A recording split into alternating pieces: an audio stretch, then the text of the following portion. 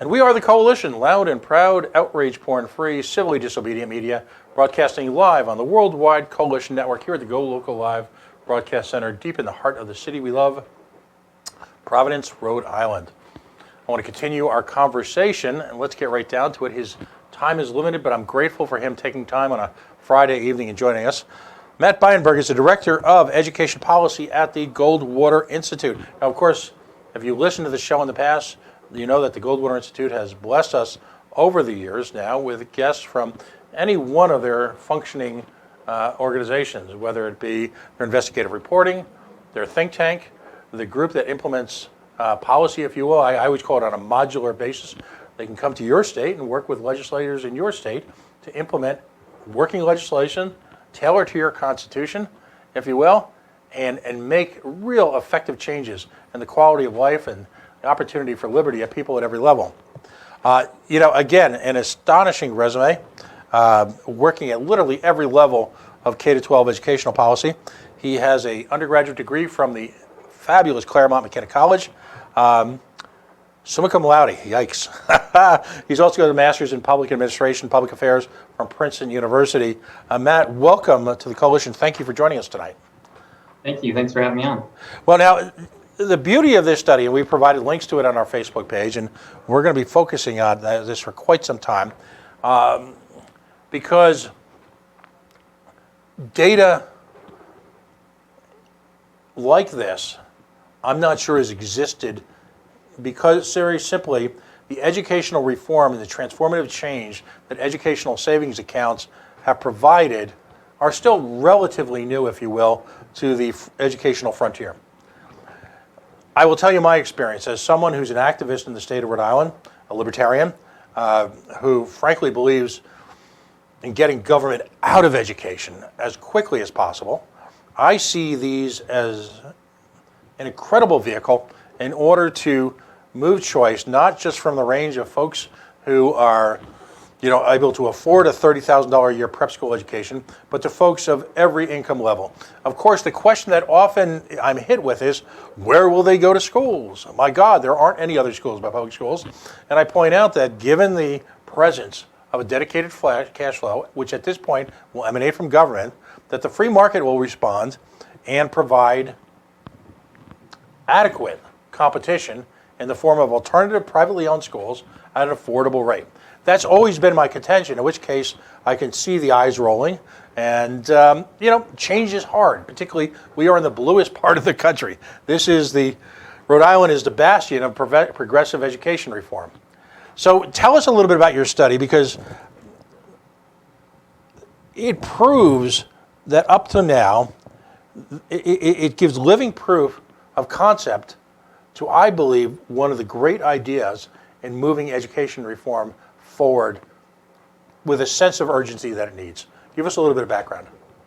Sure, and just for those in your audience who aren't familiar, it sounds like a lot of folks may be, but the Education Savings Account Program, or the ESA program in Arizona, we call it the Empowerment Scholarship Account Program, and it's basically an opportunity that takes part of the public funding that would have gone to send a student in K-12 to a public school and deposits a portion of that into an account for that student's family. Then they're able to use that for anything from special needs therapies to tutoring, at-home curriculum, private school tuition. Mm-hmm. So it's sort of a catch-all opportunity for these families to try and customize an educational opportunity for their student. And so this report that we just released is actually the second in a series that we've been working on this year, and it's focused on the impact of the ESA program on low-income communities in Arizona. So as you said, it's a fairly new program. Arizona was the first in the country to pioneer it back in 2012. Only had about 150 kids that year. It's now increased up to about 6,000, 6,500.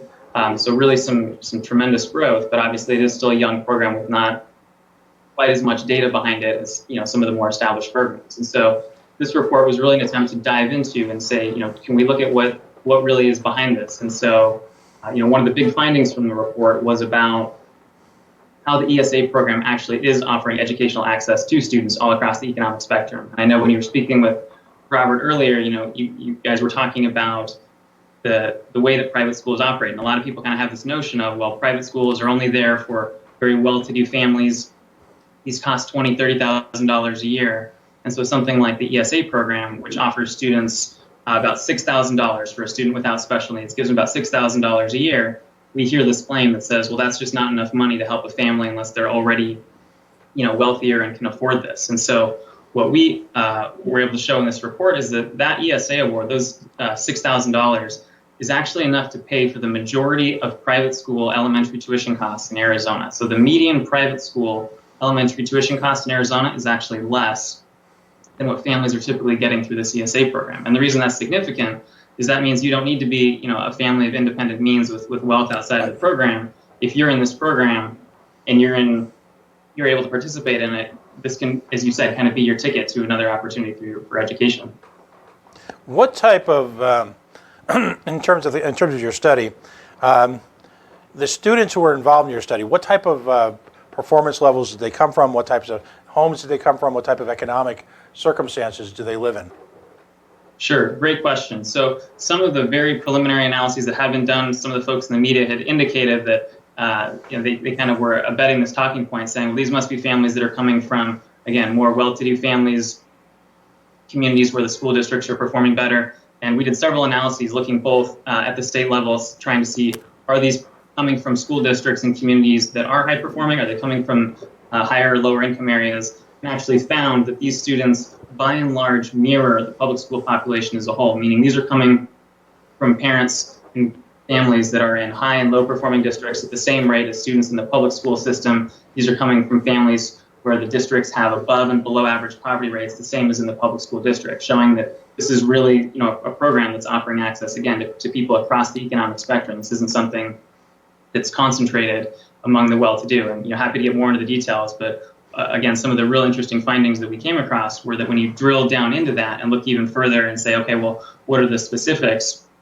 When you look at those school districts that actually have the highest concentrations of ESA students, some of those are the absolute most high poverty and most disadvantaged communities in the state. And so the three, we highlight this, for example, among kind of the case studies, the three districts with the highest concentration of ESA usage in the state of Arizona actually have child poverty rates that are double the state average. So you're talking some of these areas where nearly 1 in 2 students are growing up in poverty, and these are areas with tremendous ESA participation rates. And what's equally significant, and folks, if you haven't spent time in New Mexico and Arizona, you've got a very strong presence, as one would assume, of Native Americans. And what type of results have you seen from the Native American population? Sure. So, and again, we did kind of some profiles on several of these. And so when you look at a lot of these Native American districts within the Native American reservations, you find some of these where up to 100% of the schools are rated D and F. The public school spending is $12,000, $15,000, $16,000 a year per pupil, and yet the students in these communities have literally no public school that's available to them that is not failing according to the State Board of Education. And so when you look at the ESA program, you have in several of these districts over 100 students within a single school district participating in this program. And so you're offering these kids essentially sort of an escape valve, again, almost a golden ticket for many of them, to say, you're not just going to be locked into the same system of the status quo. We're offering you an opportunity and the financial means to take advantage of this. Do you have statewide testing in Arizona? Is there implementation of that? Yeah, Arizona, as with the other states, does have statewide testing and also an A through F letter grade system. And again, that's one of the areas that, as you look at these communities, you have those coming from the DNF rated communities, such as in those Native American reservations and all across the spectrum. So is it still too soon to see really generational change in terms of the overall cumulative impact across communities? Are you starting to see talent, or are you able to drill down to analyze communities that might have been just complete baseline, borderline functioning schools? Are you starting to see real change there? Sure, and that's a great question. So again, the program being only about 7 or 8 years old, there's not any kind of long-term analysis on that. And the statewide testing, that's for the public school system. So that's for the districts and charter schools. What we're able to essentially characterize here is this clearly extraordinary demand for these programs among these communities. And so it's these students where you've seen, again, going from less than 200 students in the program the first year, that having grown exponentially to over 6,000 now. And so we're seeing this demand as parents are voting with their feet going to many of these programs through the ESA program. Right now, in a state like Arizona, is the amount of students participating in the program, is it based on budgetary issues? Has it been opened, or is it being gradually opened to the entire populace? Another very good question. So in Arizona, it's open to several different student groups. And so if you're a student who's coming from any of a number of backgrounds, you're potentially eligible for it. And that's things like if you're a student with special needs, or if your parents have served in the military, if you're coming from the foster care system, if you reside in or previously attended a failing public school. These are the specific areas that are open to students in the program. Arizona had actually, the legislature a couple of years ago, passed what would have been an expansion to bring that opportunity to all students. We had some folks, again, you kind of talk about this media narrative a little bit in portraying the program as saying, well, it doesn't actually help those families. And so that legislation wasn't able to proceed. Mm-hmm. But the goal ultimately is to make it universal in Arizona. I mean, so Goldwater is always working to try and find ways both to improve the accessibility of the program and choice in general. So, we're certainly continuing to try and fight this fight for the ESA families and for students who don't have that opportunity. Now, clearly one of the most expensive parts of education is special education. And, special education is this incredibly overarching term because it can mean young people facing physical challenges and dealing with ambulatory issues, but it could also mean any one of the, and I use this term with respect, full disclosure, my wife is Orton Gillingham certified for folks who have children who's dyslexic. You'll be very familiar with that. She has spent a lifetime working with students who have challenges learning how to read. One of the great challenges of dyslexia, if you will, not to obsess over that, but ultimately it's critical to deal with at a very young age because as they see in the dyslexia biz, in your first few years as a young person, you learn to read, and then ultimately you need to be able to read to learn. So early intervention is critical with children who are dyslexic, particularly because of behavioral issues. A lot of these children have well above average IQs. They're very bright, but as you can imagine, the frustration level reaches that. Have you seen, either anecdotally or through your study, increased competition, increased development of facilities now for children who may learn differently because there is the potential for a dedicated revenue stream to schools like that? Are you starting to see that in either segments or on the general level?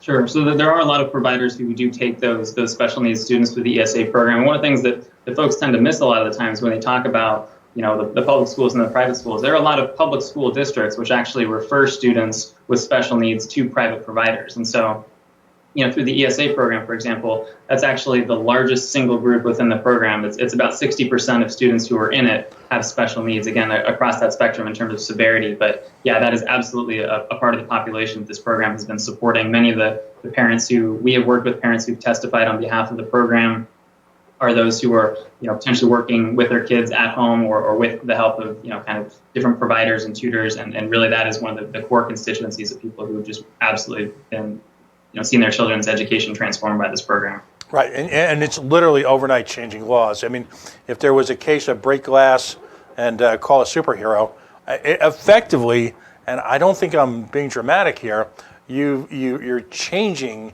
almost overnight the very course of the educational system in Arizona. Has this got broad-based popular appeal? Are you finding a lot of political challenges from, I'll say this kindly because I'm not here to disparage people, but established educational interests, are they putting up a lot of fight for this, against this? Sure. So you I'm sure have seen, in states like West Virginia, you actually had the teachers unions staging strikes against the ESA program and charter schools, even the opportunity to establish programs like this, even when additional dollars for education were attached to it. It's very similar in Arizona and other states. Yes, a lot of these groups, do see this as a challenge to the status quo and a lot of political hostility toward it, both within political actors, certain media outlets, and absolutely there's definitely an effort against this, and it's very the contrast is very stark when you compare that versus the parents speaking very candidly about this program and the impacts that it's had on their students and their families. Yeah, because anecdotally we've all been treated, and I say that with a sad smile, to the pictures of parents waiting overnight to engage in lottery systems of all things in order to participate in charter schools or enhanced levels of educational opportunity. I'll put it out. As I mentioned, and as I always mention, one of the magical components of Goldwater is that your organization takes this multi-pronged approach to introducing liberty and governmental reforms, good government across the nation, investigative reporting.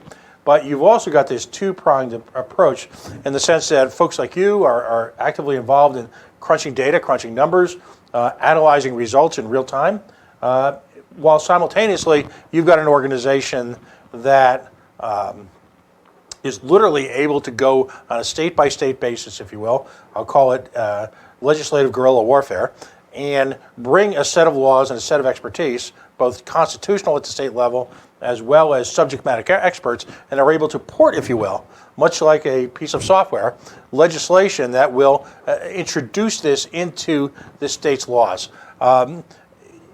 As folks are seeing the success on this, are you getting increased inquiries from different states? Are things so broken, as you're probably aware in Rhode Island, where folks are finally having to confront the realities that you folks on a daily basis portray? Are we there yet? Sure. So it is definitely a work in progress. Again, Arizona being the first state that had pioneered this, and in the years since, several others, Florida, Mississippi, Tennessee, North Carolina, you've had states that have joined onto this program, and we certainly are in contact and do get requests from other states who, as you just said, they're looking at this and saying, wow, you guys have this program, you have such a landscape of school choice options, and then having a strong interest in trying to jump on board with that. So yes, it's absolutely something that many other states are reaching out about and trying to, and that's why we're so hopeful that this is sort of a retrospective look when we analyze some of the outcomes or the impacts here in Arizona, but it's also hopefully something that other states can then look at and say, oh, here's how Arizona charted the course, and maybe here's something we can look at and point to that data. Other states have adopted it, and interestingly enough, each of the states that have adopted it do have, if there's one unifying factor with Arizona, they all have a different geography, but they all have significant swaths of very rural, economically challenged school districts. Mississippi, North Carolina, Florida, wonderful places, wonderful people, but a lot of folks, West Virginia, a lot of folks facing really the cycle of poverty that liberty, not to sound cliched, but true liberty, in this case in the form of education, it can help to break in a way that no government program can. Is that a coincidence, or is it a question of political will? I mean, there's definitely a lot of factors, a lot of kind of windows of opportunity and who the actors are, and seeing again some of the politics across the different states that definitely plays into it. I do think that you're seeing a lot of states from the east to the west, and again, it's not simply a rural or an urban type of program. When we came out with this report, again focusing not only on areas such as the rural Native American reservations, but also then looking at some of the districts in urban Phoenix, the district with the highest percentage of failing schools, and doing a case study on that and finding more than 100 kids joining the ESA program again from that district, and being able to use that ESA program and pay for the majority of private schools that fall within just a couple of miles of the folks' homes who are in that district. It's absolutely something that I think has broader appeal than simply just one sort of geographic territory. I would be fascinated to know two things, if in fact, if it comes in the purview of your job in your area moving forward. Number one, the creation of new schools that have been opened specifically to, for lack of a better term, to take advantage of or to realize the opportunity, it's probably a better way of expressing it, in this new revenue stream that's being created. Because really, ultimately, in any business, in any service, a revenue stream is introduced, the market, I'm convinced, will rise up to meet it. Do you see any of that yet? And I guess the other question is, do you folks have plans in the near future to study the law's impact in other states? I know Arizona is your home state. It's a natural petri dish for what you folks are working on. Sure. Yeah, and to your first question, for example, the concept of micro schools is something that's taken off here in Arizona. Sort of very small, sort of conglomerations of students coming together, and a lot of those have taken advantage of something like the ESA program, for example, where they're not getting, they're not sponsored through a district, and yet they're able to organize these small sort of co-ops almost of students and small communities of instructors creating these schools and these opportunities and being able to take advantage of the ESA program, for example, really is something that can help facilitate that. And I do think certainly when it comes to talking about other states that, yeah, as these programs continue to evolve and we continue to have more data that we're able to analyze, absolutely continuing to tell that story. Do school districts or school systems, or you call them micro schools, do they have to, I mean, are they able to erect roadblocks to taking ESAs? Do they, or does the law specifically say if in fact this person's eligible for an ESA that they can use it? Sure, a great question. So the ESA program tries very hard to both promote flexibility while also not, trying to micromanage the individual schools. And so, we get this question a lot. Well, does this mean that you're not taking, many of these disadvantaged students with special needs? And again, that's where we point and say it's sort of an interesting question when you look and see 60% of the kids through that program are those with special needs. Often some of the ones who are, most poorly served within the traditional school setting. And so it's something that really has offered opportunity, not just to some cookie cutter case, but really students who have very unique needs and are able to benefit from the program. And I know you've got some plans this evening, and again, we're grateful for your time. Is once the legislation's actually passed, is this an expensive program for a state to run?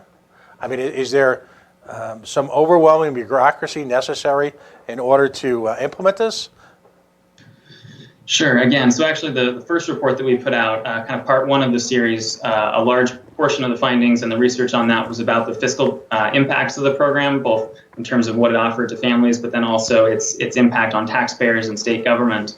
And so just to put that in context, in Arizona, the per pupil spending, when you look at total taxpayer resources, is about $10,000, $11,000 per year. And again, for a student in the ESA program, you're looking at about $6,000. So there are a few $100s that go toward administration of the program per student. There's about a 5% set aside that's redirected for potential administration of the program. But when you look at it in terms of the actual cost, this is something, again, the idea is you're taking a portion of what taxpayers would have spent. And so part of it goes to the family and part of it is essentially taxpayer savings. And interestingly, in Arizona, also highlighted in that first report, is the fact that in Arizona's ESA program, it actually redirects about $600 of funding back to the public school every time a student leaves the public schools and goes to the ESA program. The way the funding formula works in Arizona, it actually increases per pupil funding for the remaining students in public schools. Because that belies the rather perverse notion that has been used like a club over taxpayers, is that, and by the way, for full disclosure, neither of my children ever set foot in a public school. And I was astonished recently that I and a few other people who could claim that, and we don't have ESAs here in Rhode Island, so sadly that was out of pocket, that somehow I was responsible for hurting the school because I was taking money away from them. That, well, one state legislator said that I should be, I and other folks should be given sort of a hero's welcome. How folks in the educational biz, that educational industrial complex, as I like to call it, see me as a problem. How is that possible? It's a great question. I mean, again, I think it's largely an ideological one where folks just look at this and kind of, draw that sort of conclusion. But I think you're absolutely right. Well, again, congratulations on the study. The legislation, the concept behind the legislation was critical. The implementation of successfully passed legislation is critical. Making the efforts to broaden both the funding and the appeal for this legislation is critical. Equally, if not as importantly, if not more importantly on some level, the ability to look in real time, something that doesn't appear to be possible when it comes to conventional education systems, because we're often told we need a 10 or 20-year window to look at data. The ability by you and your group to look in real time at immediate impacts, seismic impacts on the lives of young people is astonishing. It's great work, and what you've done here, and it's up to folks in the Liberty Movement, it's up to folks out in the world to, if you will, spread the gospel. But very much appreciate the kind words and you giving a chance for us to share a little bit of that story and that information. So again, Matt Beineinburg, he is the Director of Education Policy at the Goldwater Institute.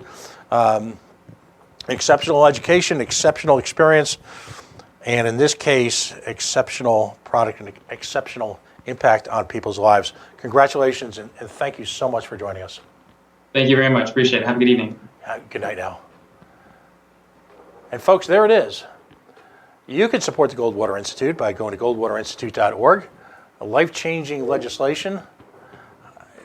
The question is, how do we port that to a politically unwilling Rhode Island?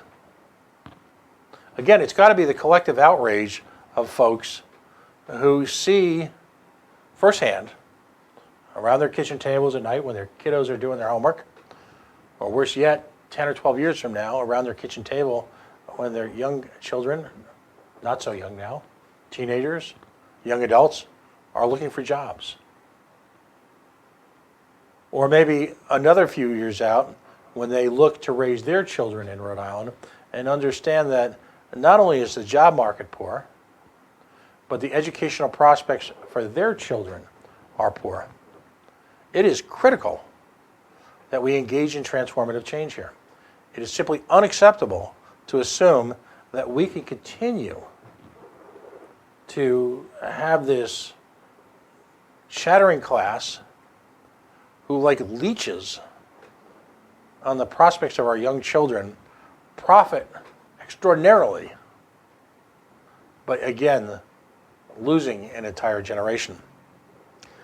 A big thank you to both of our guests tonight, Mr. Enlau, Mr. Beineinburg, hope I pronounced that correctly, not only for joining us tonight, but for what is clearly not just a job, but an avocation and a calling. How do we get people like that here? How do we spread that message? We'll be sharing this week and, again, trying to turn up the heat on Rhode Island government, but we're a tiny little indie media outlet. We can't do that without your insistence. We can't do that with some of my friends without perhaps dropping their guard and opening their minds to alternatives. Conversation about alternatives, when done by people of goodwill and in good spirit, should never be construed as a challenge or a personal affront. It simply means that, Houston, we've got a problem and we need to discuss it. We're going to take a quick break right now. I'm not sure what the rest of the show holds us. We've got a few folks who are going to be calling in. We are the Coalition, loud and proud, outrage porn-free, civilly disobedient media, broadcasting live on the Worldwide Coalition Media Network here at the Go Local Live Broadcast Center, deep, so very deep in the heart of the city we love, Providence, Rhode Island. Facebook.com/The Coalition Radio. On the mighty Twitter at Coalition_radio. And of course the mothership, coalitionradio.us, where links can be found not only to our Liberty page, but also to our Spreaker page, where many of these shows will reside as a podcast, our YouTube page, and a variety of reports, publications from any one of a number of good government groups here in the state of Rhode Island. We're going to take a few minutes. We'll be back soon. Thank you.